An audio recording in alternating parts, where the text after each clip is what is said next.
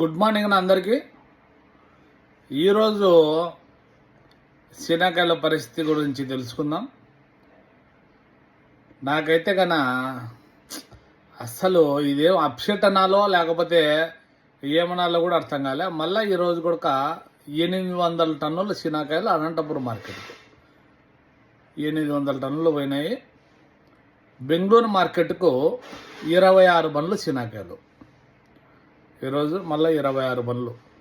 ఢిల్లీ మార్కెట్కి అయితే కన్నా 101 బండి, సెంచరీ దాటి 1 బండి ఎక్స్ట్రానే పోయినాయి. ఈ విధంగా శనగకాయలు పోతాయని ఎవరు ఎక్స్పెక్ట్ చేసింటారు. ఇన్ని బండ్లు చాలా ఎక్కువ కావడం కొంచెం రైతులకు దెబ్బగానే ఉంటుంది రేటు విషయంలో. చూద్దాం రేట్లు ఏమేస్తారో. Bye friends.